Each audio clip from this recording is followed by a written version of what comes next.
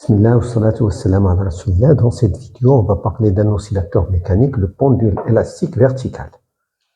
Il est constitué d'un ressort à spire non jointive. Vous voyez les spires, entre les spires, il y a un espace. Le ressort, il est vertical et à son extrémité est placé un corps de masse M. Alors, j'indique ici la position d'équilibre de la masse. J'écarte le pendule d'une distance et je le lâche.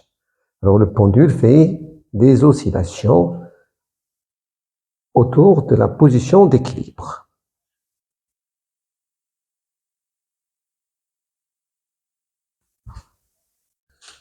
Voilà la position d'équilibre de la masse. Alors je vais l'écarter jusqu'à ce niveau-là. Et je la lâche.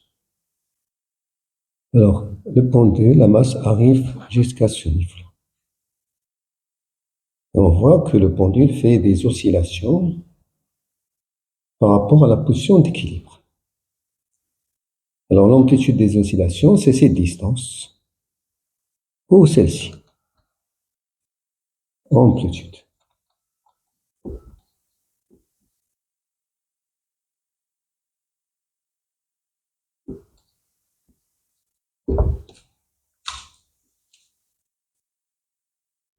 On symbolise l'amplitude par petit a ou grand A ou xm ou grand xm. Son unité dans le système international est le mètre. L'amplitude est toujours positive. Maintenant, je vais mesurer la période propre de cet oscillateur.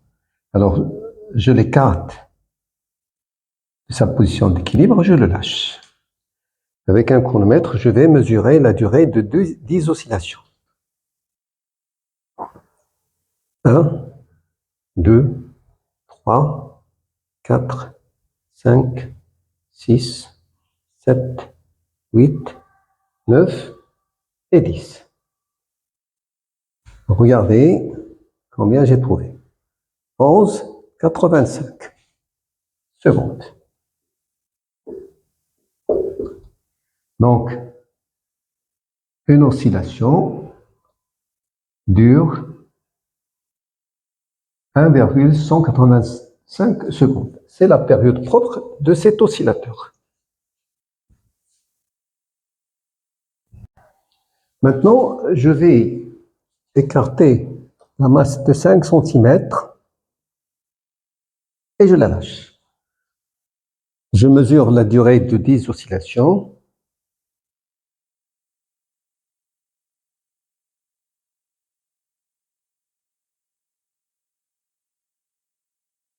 Un, 2, 3, 4, 5, 6, 7, 8, 9 et 10. Regardez combien j'ai trouvé. 11,60.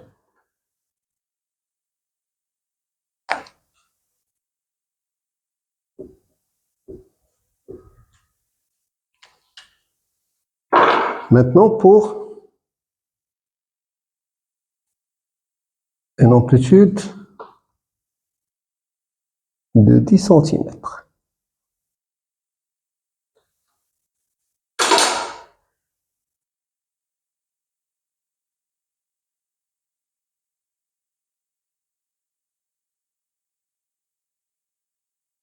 Un, 2, 3, 4, 5, 6, 7, 8, 9 et 10.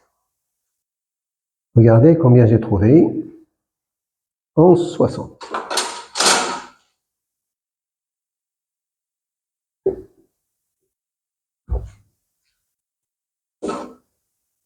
Maintenant, je prends une amplitude de 15 cm. La voilà. Et je mesure la durée de 10 oscillations.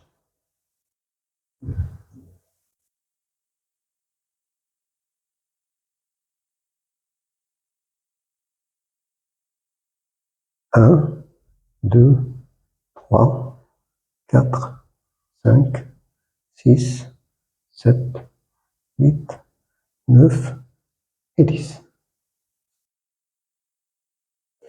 Alors, regardez combien j'ai trouvé. 11, 40.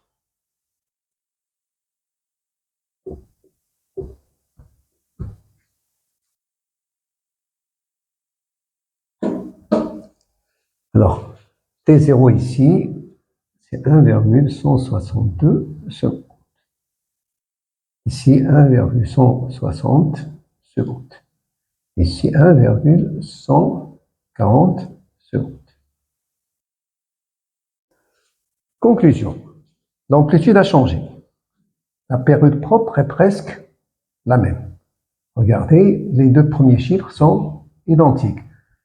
Ces chiffres diffèrent parce qu'il y a des erreurs de mesure. Donc, conclusion,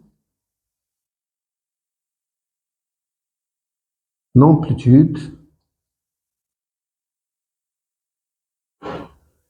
n'a pas d'effet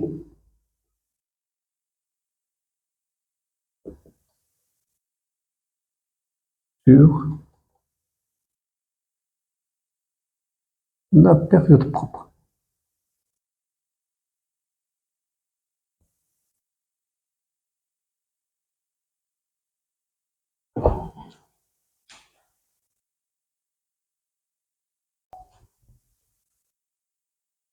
J'ai gardé ce résultat de l'expérience sur l'effet de l'amplitude.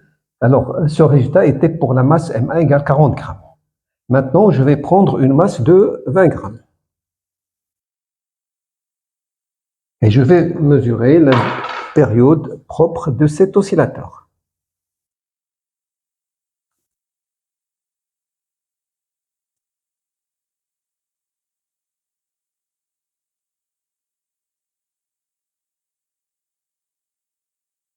Un, 2, 3, 4, 5, 6, 7, 8, 9 et 10. Alors regardez combien j'ai trouvé. 8,90.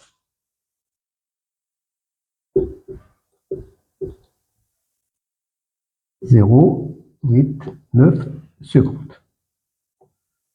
Alors comme vous voyez, la masse du pendule a changé, l'amplitude aussi a changé. Donc, T0 dépend de M. Voyons maintenant l'effet du ressort sur T0. Chaque ressort est caractérisé par sa constante de Reidorka. Pour ce ressort et la masse de 20 grammes, on a trouvé 10 T0 égale 8,90 secondes et T0 est égal 0,89 secondes. Maintenant, je change la longueur du ressort. Sa constante de raideur devient inférieure à la précédente. Donc K2 est inférieur à K1. Je le mets en oscillation et je vais mesurer la durée de 10 oscillations. 1, 2, 3, 4, 5, 6, 7, 8, 9 et 10. Regardez combien j'ai trouvé. 12, 32 secondes.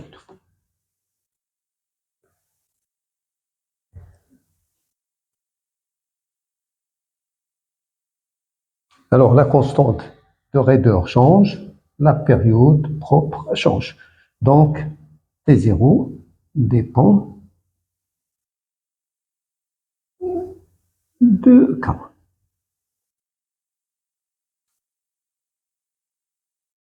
Je donne par la suite l'essentiel à retenir de l'étude dynamique du pendule élastique. Alors on va donner un rappel sur le ressort à spire non jointive. Voilà un ressort dans les spires non jointives. Regardez, il y a un espace entre les spires. Voilà, je le représente. L0, c'est la longueur à vide du ressort. J'applique une force à l'extrémité du ressort et il s'allonge. Sa longueur devient L lorsque j'applique la force F. Alors, la différence entre L et L0, ça s'appelle l'allongement. Lorsque j'applique la force F, le ressort applique à cette extrémité une force T. Alors, T s'appelle tension du ressort.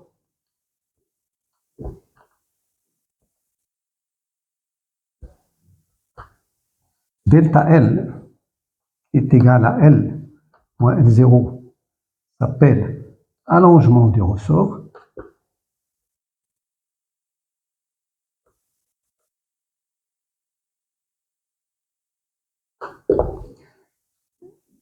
Et on trouve une relation, pratiquement on trouve une relation entre l'intensité de cette force et l'allongement. Cette relation est la suivante, T est égal à K fois delta L. Avec T en newton, K en newton par mètre, et delta L en mètre. Alors K s'appelle constante de raideur du ressort.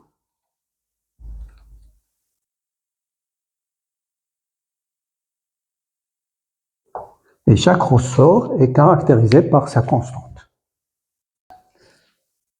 On va chercher l'équation différentielle du mouvement d'un pendule élastique vertical. Alors voilà le ressort avant d'attacher la masse. Ça, c'est sa longueur à vide. Le ressort avec la masse à l'équilibre, pendule à l'équilibre.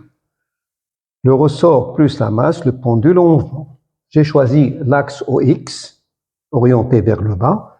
Son origine, il est avec la position de la masse à l'équilibre.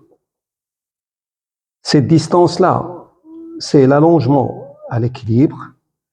Cette distance, c'est l'allongement en mouvement. Alors, d'après la deuxième loi de Newton, on a P plus T égale MA, parce que la masse est soumise à deux forces, le poids et la tension. Projection sur OX, Px plus Tx égale MAX. Px, c'est la projection de P sur l'axe des X, il est égal à mg. Tx, c'est moins T, parce que la force, il est orientée dans le sens opposé de l'axe OX. Est égal à la masse fois la dérivée seconde de x par rapport au temps. mg moins k delta L, c'est l'expression de l'intensité de la force T. Est égal à mx de point. mg moins k delta L équilibre plus x, regardez, cet allongement il est égal à x plus delta L équilibre. mg moins k delta L équilibre plus x égale à mx de point. Je développe mg moins k delta L équilibre moins kx est égal à mx de point. À l'équilibre, la masse se trouve ici. Son abscisse est égale à 0. Et puisqu'il ne bouge pas, son accélération est égale à 0. Donc x égale à 0, x de point égale à 0. Je remplace ici 0, 0. Et je trouve mg moins k delta L équilibre est égal à 0. Donc, moins kx est égal à mx de point, que j'écris de cette façon, mx de point plus kx égale à 0, ou x de point plus k sur mx est égal à 0. C'est l'équation différentielle du mouvement du pendule. Maintenant, voyons la solution de l'équation différentielle. Elle est de la forme x de t est égal à x max cosinus 2pi sur t0 fois t plus phi. Alors x, c'est l'abscisse du centre de gravité de la masse à l'instant t. X max, c'est l'amplitude du mouvement. T0, c'est la période propre de l'oscillateur. Phi, ça s'appelle la phase à l'origine. Les unités x et x max dans le système international, c'est en mètres. T0 et t en secondes. Phi en radian, c'est un angle. Et ce terme-là, il est aussi en radian. Alors remarque, cette expression est l'équation horaire du mouvement du pendule. J'ai représenté cette équation, mais dans le cas où phi est égal à 0. Phi est égal à 0. Alors, à l'instant 0, cos de 0 est égal à 1. Donc, x égale x max. Voilà le point correspondant. À l'instant t0 sur 4, je remplace t par t0 sur 4 et je trouve 2pi fois t0 sur 4 est égal à pi sur 2. Plus 0, donc cos pi sur 2 c'est 0 et x de t est égal à 0. Voilà le point correspondant et ainsi de suite. Alors, cette fonction, c'est une fonction sinusoïdale, donc le mouvement, il est périodique de période t0. Sa valeur maximale, c'est x max, minimale, c'est moins x max. Et tout cela, cette représentation, est pour phi est égale à 0. Voyons maintenant pratiquement l'expérience qui correspond à ce cas-là.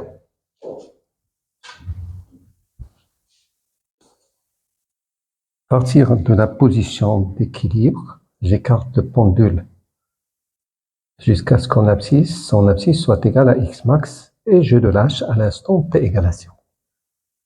Voilà, il fait des oscillations d'amplitude x max. Alors pour cette expérience, la phase est égale à 0, phi est égal à 0.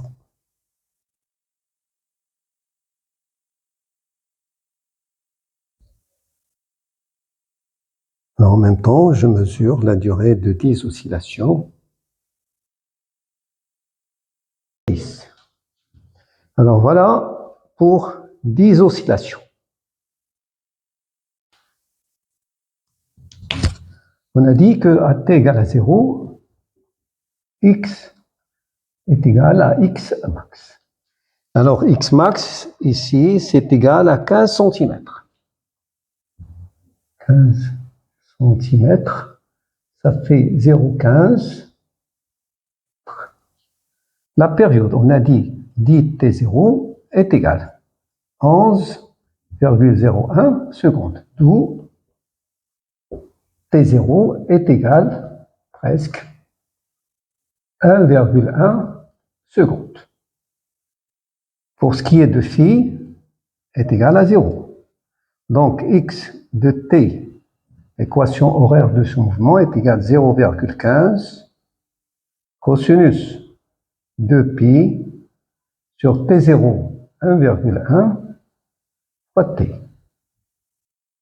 est égal à 0,15 cosinus x de t égale 0,15 cosinus 5,71 fois t.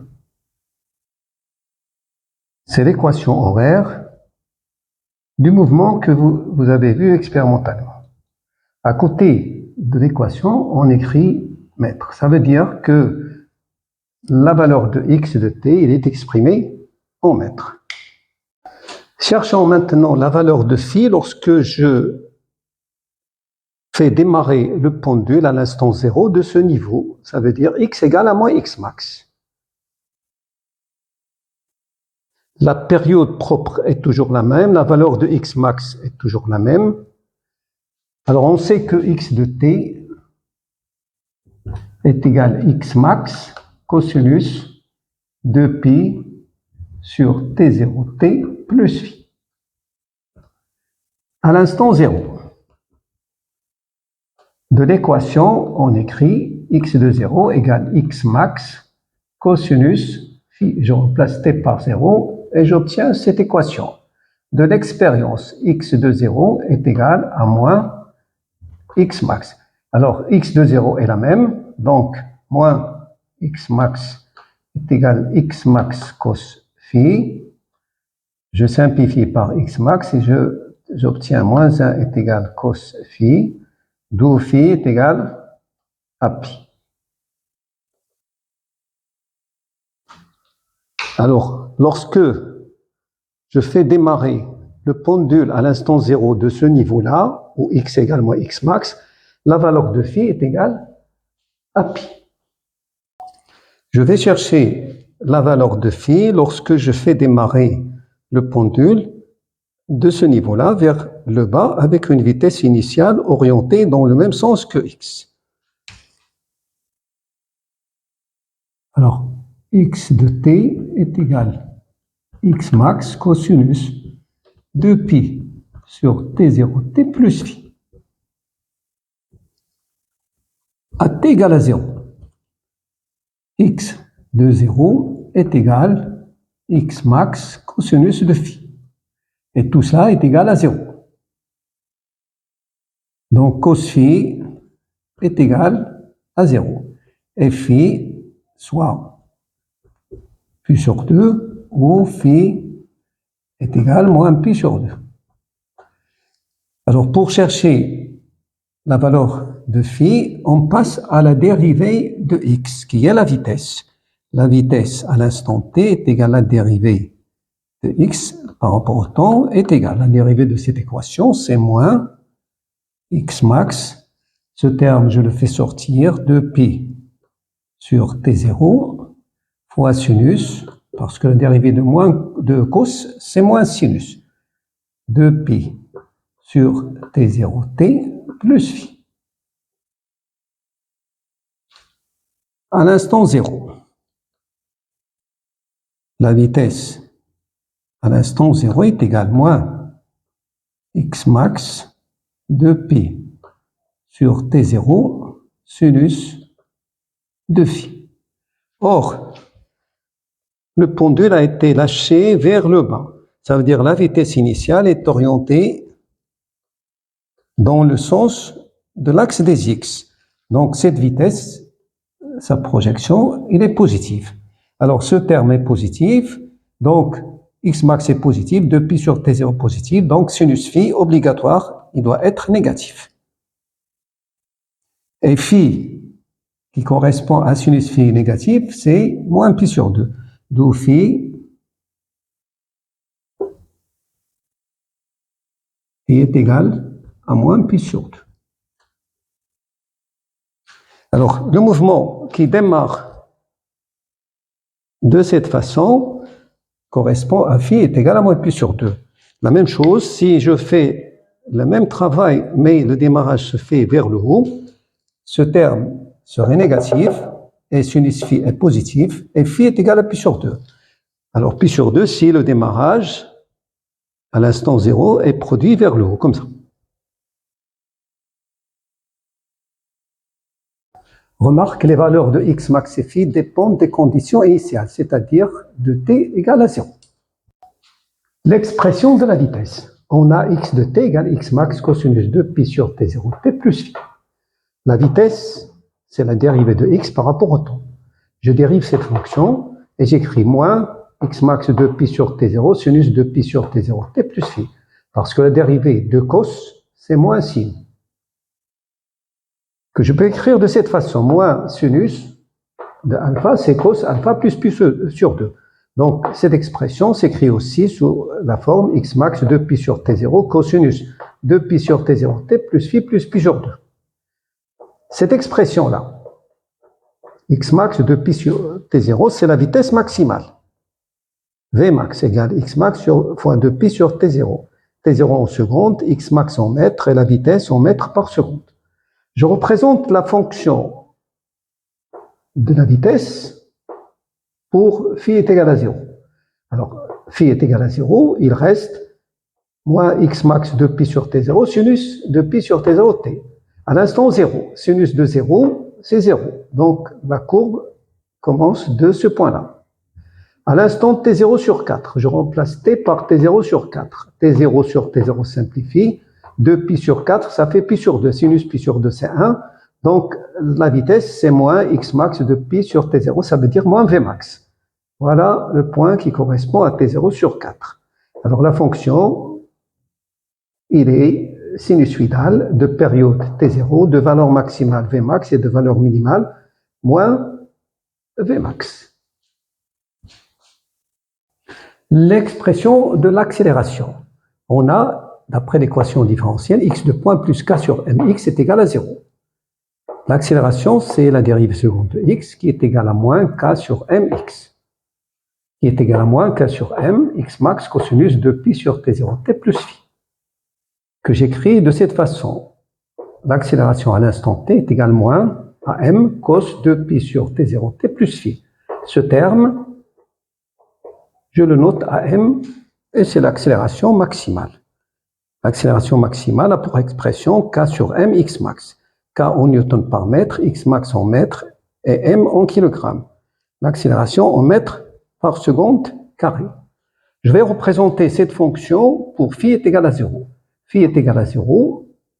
À l'instant 0, je trouve cos de 0 est égal à 1. Donc l'accélération à l'instant 0 est égale moins à m. Voilà l'instant 0. Voilà le point correspondant à cet instant. Et de cette façon, je continue à représenter la courbe. C'est une courbe périodique de période t0, de valeur maximale à m, de valeur minimale moins à m. L'expression de la période propre.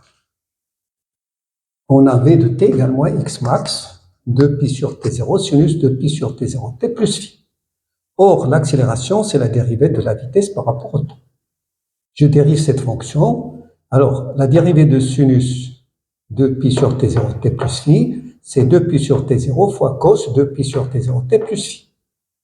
Alors, 2pi sur t0 fois 2pi sur t0, ça fait 2pi sur t0 carré, x max, moins cos 2pi sur t0, t plus phi. Alors, x max cos 2pi sur t0t, c'est x de t. Et l'accélération s'écrit de cette façon, moins 2pi sur t0 au carré fois x de t.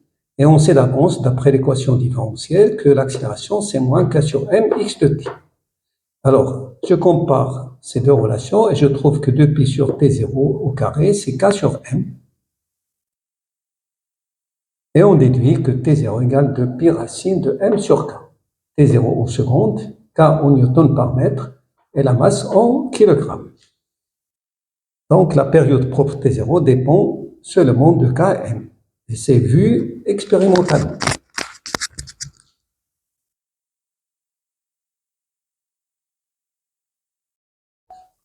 Passons maintenant aux exercices. Exercice 1.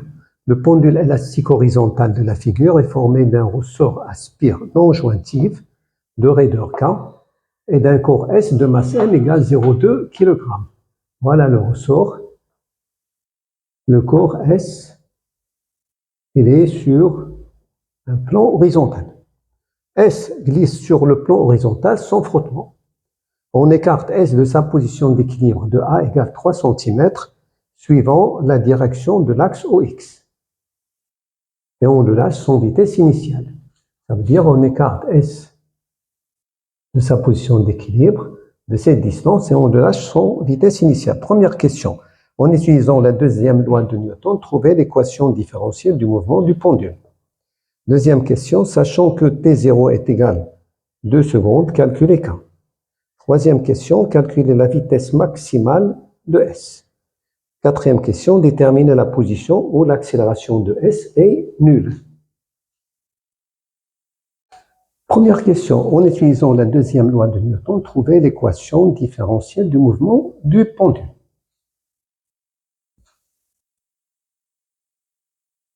Solution.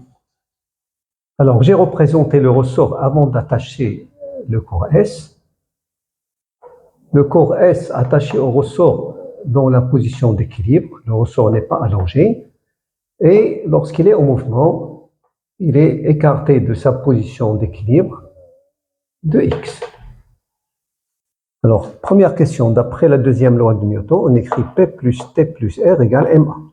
On projette sur OX, on écrit Px plus Tx plus Rx égale MAX. Projection de P égale à 0, P il est perpendiculaire à l'axe des x. Projection de T, c'est moins T, parce que la force T, il est orientée dans le sens opposé au sens de l'axe des x.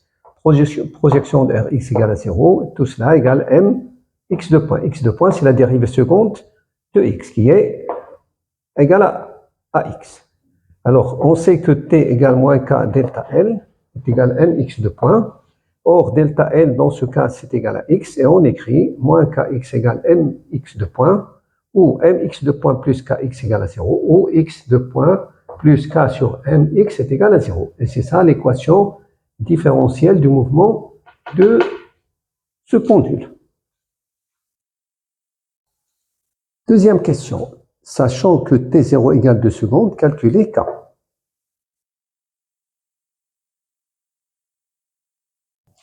On sait que le terme k sur m dans l'équation différentielle est égal à 2pi sur t0 au carré. D'où k est égal 2pi sur t0 au carré fois m.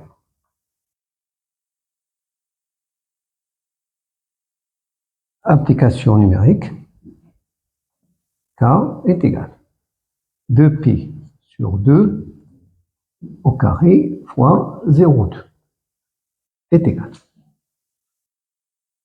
Alors, pi au carré, c'est 10. 10 fois 0,2, presque égal à 2 newtons par mètre.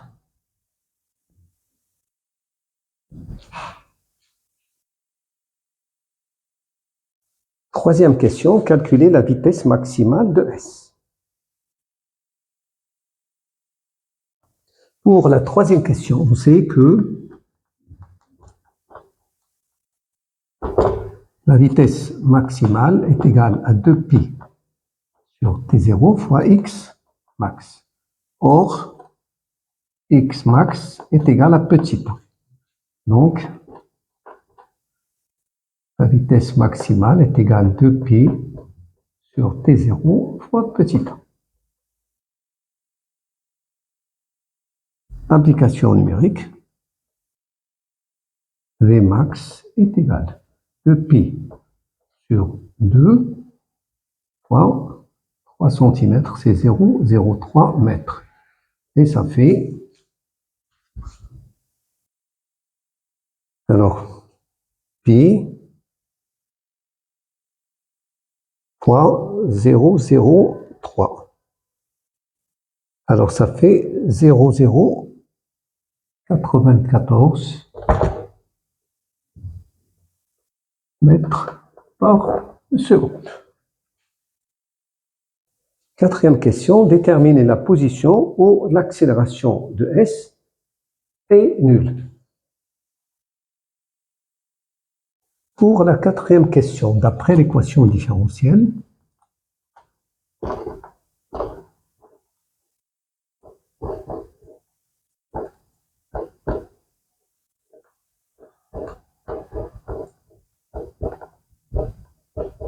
on écrit AX plus 2pi sur T0 au carré fois X est égal à 0. Donc, AX est égal à moins 2pi sur T0 au carré fois X, et X est égal à moins AX fois T0 sur 2pi au carré.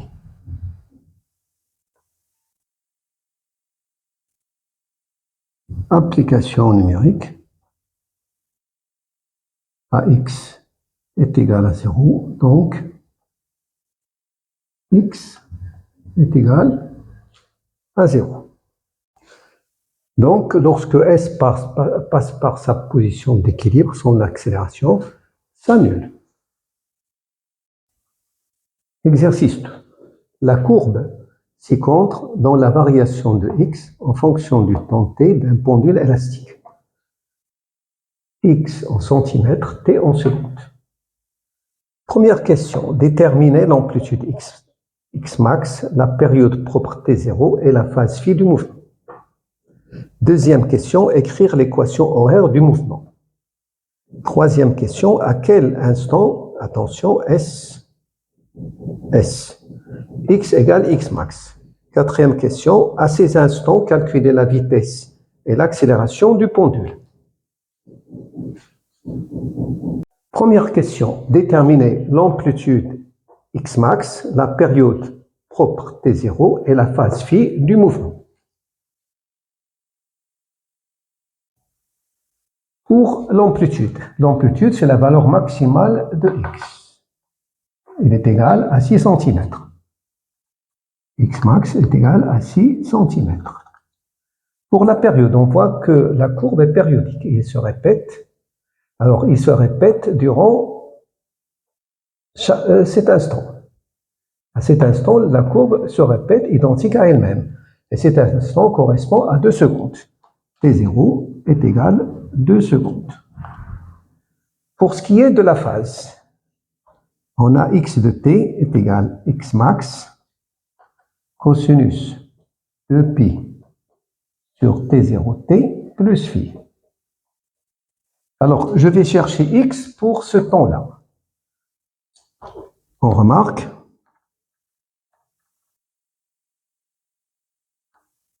que t est égal à 0,5 secondes est égal à t0 sur 4.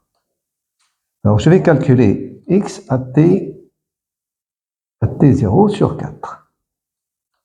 C'est égal à x max cosinus de pi sur t0 fois t0 sur 4 plus phi. Et à cet instant-là, l'abscisse est égale à x max. Donc tout cela est égal à x max. Alors on déduit que cos de pi sur 4, c'est pi sur 2, t0 simplifié avec t0. Donc cos pi sur 2 plus phi est égal à 1. Et pi sur 2 plus phi est égal à 0. Et phi est égal à moins pi sur 2.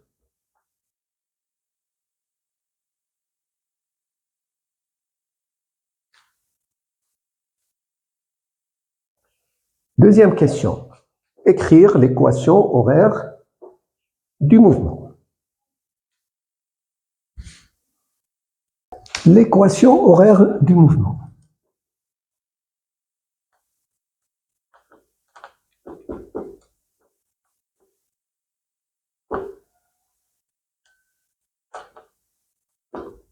Et x de t égale x max sinus de pi sur t0t plus phi, qui est égal à 0,06. Je remplace x max par sa valeur, 6 cm, c'est 0,06 mètres. Cosinus de pi sur t0 est égal à 2 fois t moins pi sur 2, qui est égal à 0,06 cosinus à pi fois t moins pi sur 2.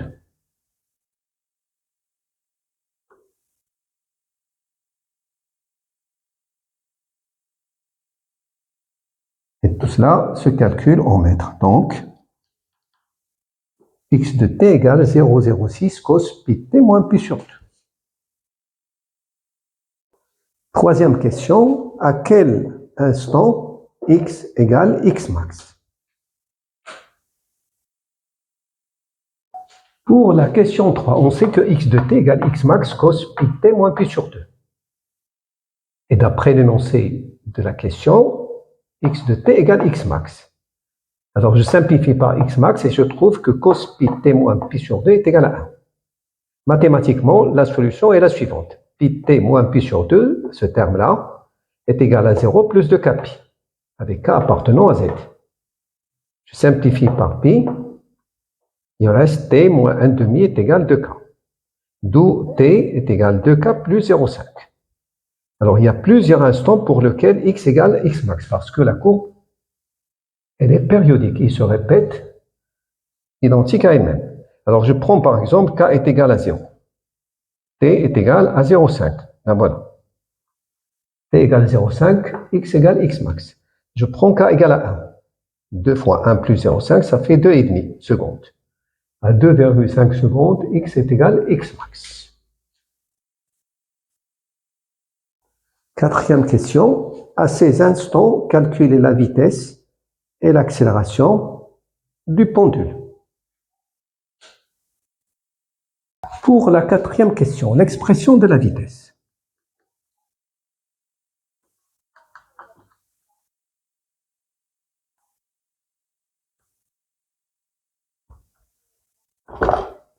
V de t, c'est la dérivée de x par rapport au temps, qui est égale à moins 0,06 fois pi fois sinus pi t moins pi sur 2. Or, pi t moins pi sur 2 est égal à 2kpi. Qu'on remplace dans l'expression. Donc, v de t est égal à moins 0,06 fois pi sinus 2kpi. Alors, on sait que sinus 2kpi, c'est égal à 0. Donc, tout cela est égal à 0. L'expression de l'accélération.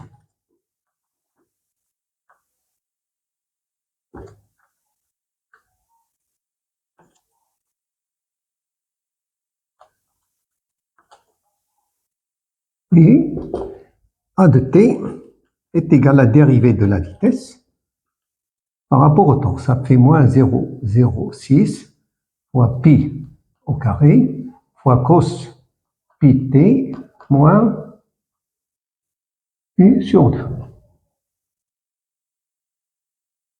Or, pi t moins pi sur 2 est égal à 2kpi, que je remplace dans l'expression de l'accélération. Ça fait moins 0,06 fois pi carré fois cos 2kpi. Alors, cos 2kpi est égal à 1, et tout cela est égal à moins 0,06 fois pi au carré. Or, pi carré est égal à presque 10. 10 fois moins 0,06, c'est presque moins 0,6 mètres par seconde carré.